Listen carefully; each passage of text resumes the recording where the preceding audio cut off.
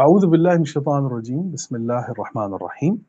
وإذا قرئ القرآن فاستمعوا له وأنصتوا لعلكم ترحمون۔ اور جب قرآن پڑھا جائے تو اسے غور سے سنو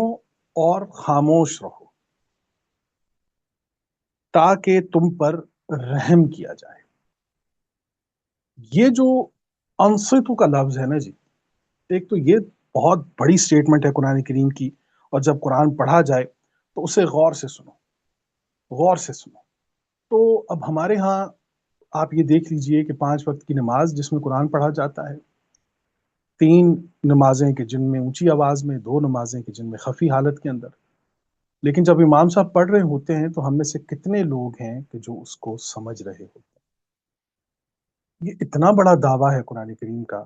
اور ہم اس کو ایسے عجیب انداز میں نظر انداز کرتے ہیں کہ امام صاحب اگر قرآن پڑھ رہے ہیں تو ہم میں سے کتنے لوگ ہیں مسجد کے اندر کہ جو یہ جان رہے ہیں کہ امام صاحب نے کیا فرمایا ہے۔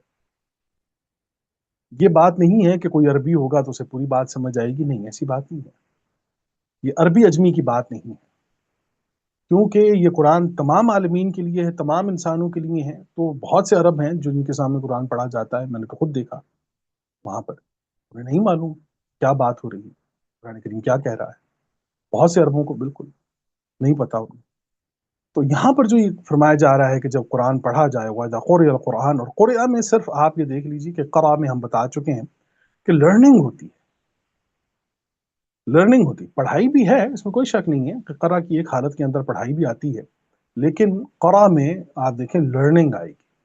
التلاوہ میں پڑھائی آئے گی، التلو اس میں پڑھائی آئے گی، قرآ میں وہ پڑھائی کی جس کے اندر لرننگ ہوتی ہے، قرآ۔ وَإِذَا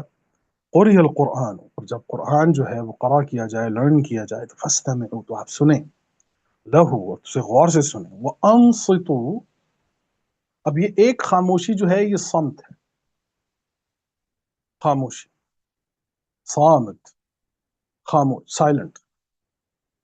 صامت۔ اب یہ جو ہے انصتو، یہ معنی خیز خاموشی ہوتی ہے، کہ معنی خیز خاموشی یہ ہے کہ آپ وہ جو خاموشی ہے وہ معنویت کی خاموشی ہے، اس میں آپ وہ علوم حاصل کر رہے ہیں کہ جن کی اہمیت آپ کی زندگی میں سب سے زیادہ ہے۔ انصتو کی حالت یہ ہوتی ہے کہ وہ سانس کی آواز بھی نہ آئے، مطلب وہ بات، وہی شعر دوبارہ ہم دہرا دیتے ہیں کہ آنکھ نہ جھپک رنگ تماشا ٹوٹ جائے گا، کہ انصتو کی حالت تو یہ ہوگی کہ آپ جس حالت کے اندر بیٹھے ہوئے ہیں آپ حرکت بھی نہیں کر رہے کہ کہیں بولنے والا ڈسٹرب نہ ہو جائے، ادب کے اس مقام پر، احترام کے اس مقام پر، لعلکم ترحمون، تاکہ آپ پر جو ہے وہ رحم کیا جائے۔ اس حالت میں آپ یہ بتائیے کہ ہمارے ہاں اس وقت کتنے لوگ ہیں کہ جو اس حالت میں قرآن کریم کو سمجھنا چاہتے ہیں یا جاننا چاہتے ہیں، یا جن کے اندر سننے کی صلاحیت اس قدر مضبوط ہے کہ کوئی بھی صاحب علم جنہیں اللہ تعالیٰ نے علم عطا کیا ہے وہ قرآن کریم کو پیش کر رہے ہوں اور وہ انصتو کی حالت کے اندر اس کو سن رہے ہوں، تو یہ آپ یقین رکھیے کہ جیسے ہی آپ انصتو کی حالت میں آئیں گے انشاءاللہ تعالیٰ آپ رحمت کے حقدار ہوں گے، جیسے ہی آپ انصتو کی حالت کے اندر آئیں گے۔ تو یہ ایک بہت بڑا پیغام ہے، اور آپ آگے یہ دیکھیے کہ وَاذْكُرْ رَبَّكَ فِي نَفْسِكَ، یہ اتنے خوبصورت الفاظ ہیں، وَاذْكُرْ رَبَّكَ فِي نَفْسِكَ، اور اپنے رب کو اپنے اندر یاد کرو، نفس کے اندر، آپ اپنے اندر رب کا ذکر کریں اپنے اندر۔ تو ایک تو ذکر یہ ہے کہ کسی حالت پر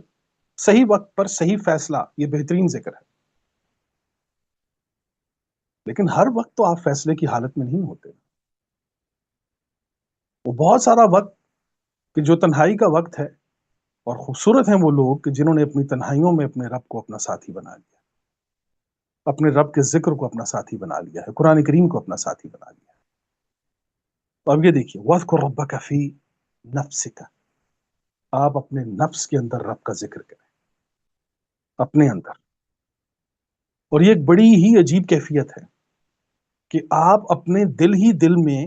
اب آپ یہ دیکھیں کہ جب ہم دل ہی دل میں اپنے ماں باپ کو یاد کرتے ہیں، اپنے بہن بھائیوں کو، اپنے بچوں کو، بیوی کو، کسی کو بھی، تو کیا کیفیت ہوتی ہے؟ اور یہ کیفیت اس کیفیت کے سامنے کوئی اہمیت، کوئی وقت، کوئی ویلیو نہیں رکھتی کہ جب ہم اپنے رب کا ذکر کریں۔ اور میں نے بتایا تھا کہ ذکر جو ہے کہ وہ صلاحیت ہے کہ جس کے ذریعے حقیقت سامنے آ جائے، یہ وہ کلام ہے کہ جس کے ذریعے حقیقت سامنے آ جائے۔ تو جب کبھی آپ کو موقع ملے، ایک تو یہ ذکر ہے کہ صحیح وقت پر صحیح درست فیصلہ،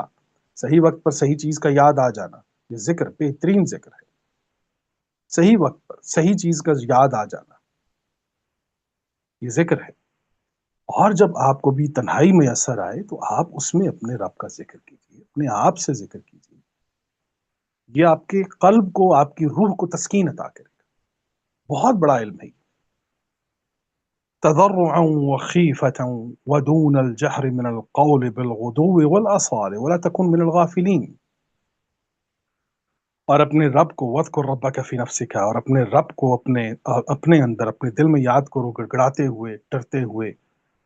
بلند آواز میں، کچھ کم آواز میں، صبح و شام،